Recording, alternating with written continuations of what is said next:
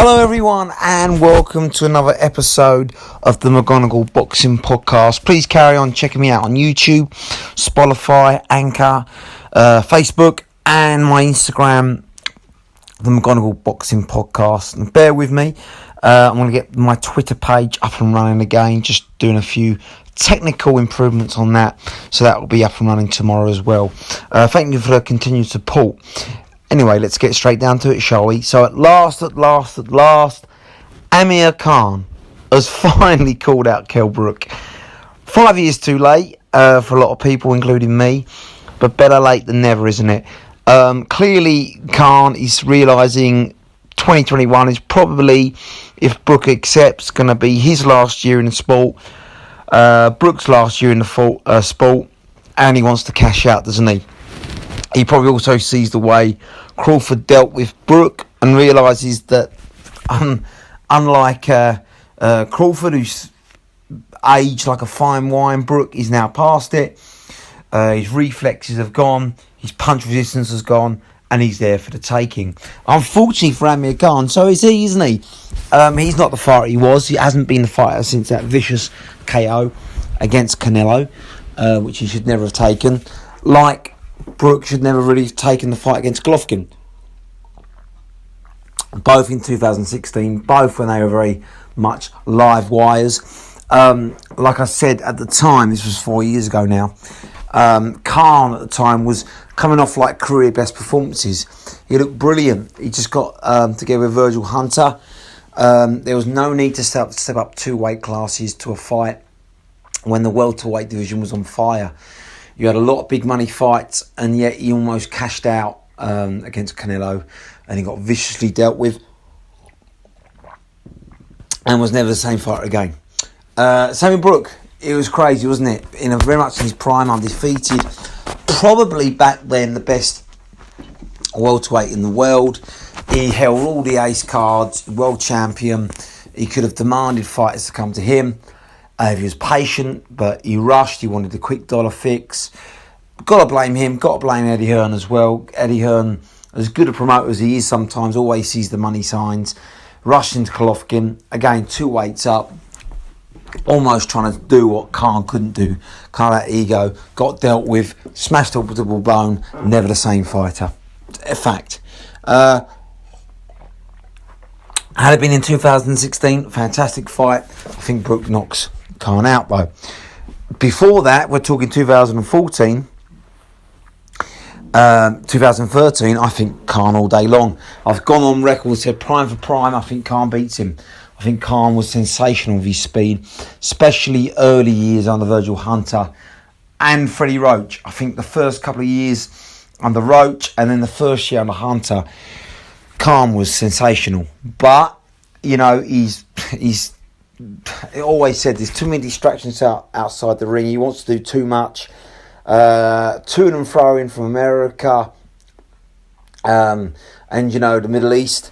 There's no sort of set kind of pattern with Khan. He doesn't live in the gym, never has, really. Unlike, you know, the great fighters like Mayweather, you know, who's just like a ring rat.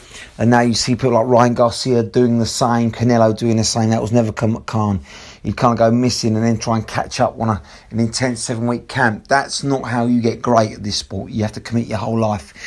Khan's never been like that. So I never really felt he's fulfilled his full potential, even though he's had a great career. There's no denying it. World champion, big money fights. Credit to him. But, you know, I just think he could have been an all-time great. You know, he's a great of British boxing, but I don't call him an all-time great. And there's an argument: is he going to go down in the Hall of Fame? I'm not so sure. I think he could have done if he had committed more to his sport, his craft. But then again, Brook's got the same problem, hasn't he?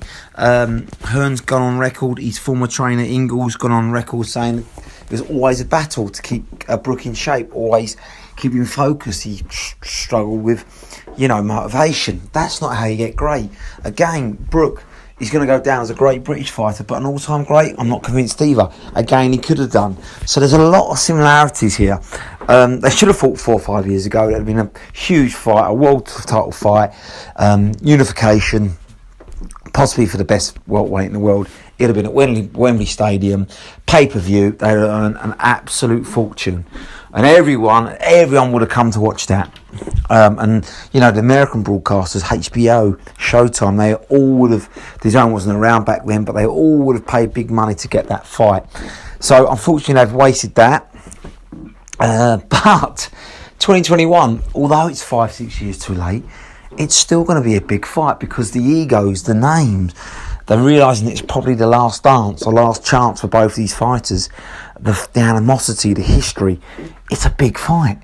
And again, it could still be pay-per-view.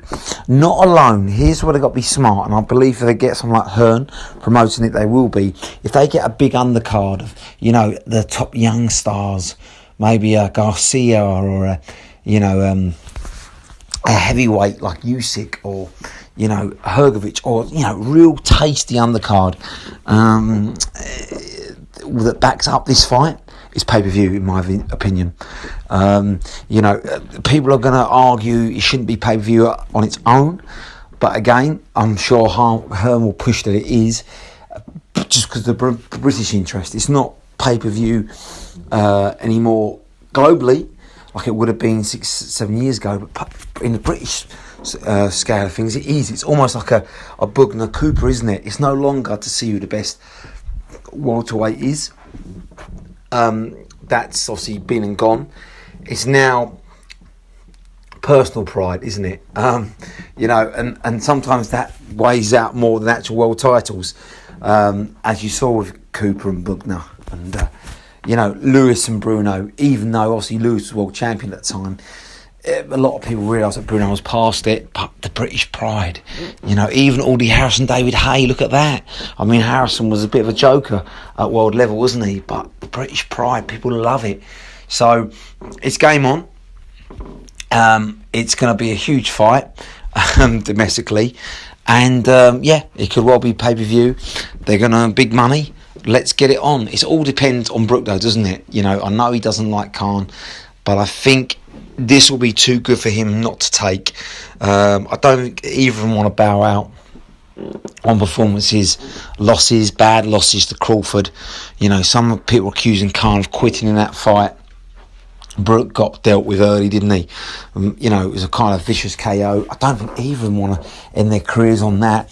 I think they're not going to want to fight any up-and-coming youngsters anymore because they get knocked out. I think they realise the world titles have been and gone for them. I don't think Brook is good enough or big enough to move up to light middle. Khan's not either. So where do they go? They fight each other. The final fight, the big money fight, I think that's where they earn the most money, the big profile. I think at this stage, though, I think Brook, although he's on the decline, has still got more than Amir Khan's got.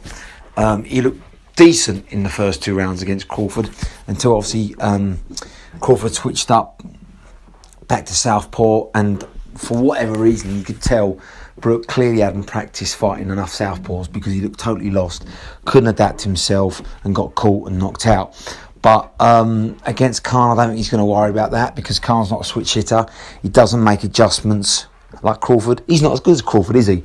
So I think Brook has got more left. I think he was competitive, whereas Khan was never competitive against Crawford. He got knocked out in the first round. He did well to survive before eventually getting stopped in the 6th. I just think Khan's, you know, he's still quick, but he's lost a lot of that hand speed now that would have troubled Brook in his prime.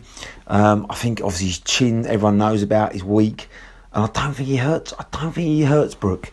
This is the big thing. And I think Brook eventually, around the 4th, 5th mark, will time him a bit like Canelo did.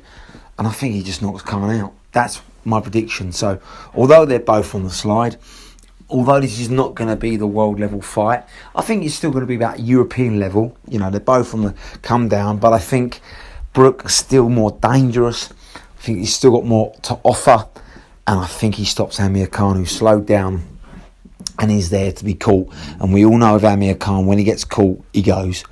Like I say, 7 years ago, I just think there's no way Khan gets caught. I think with discipline under Roach or his first year under Hunter, his speed, his hand speed, he's come in and come out of range, would have caused Brook all kinds of problems and busted him up over 12 rounds. Even possibly Brook being pulled out with bad damage, to the face and cuts and eyes. But not now. I don't think Khan does anything to Brook. Although he's obviously going to be trying to, try and use his speed that he's still got left and in and out movement and probably targeting both eyes, because we know Brook's got bad orbital bones. That's where Khan's going to look to damage, but I think he's not going to get enough opportunities to do that before he gets caught. I think Brook still holds power. That's the last thing that goes. He catches Khan flush with a right hand counter, and it's all she wrote within the round 4, round 5. But let's get it on. It's a brilliant way for them both to bow out.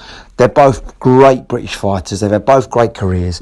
One big final payday. The fight we still all want to see. Let's get it on. Most likely on Sky Sports pay-per-view with a strong undercard.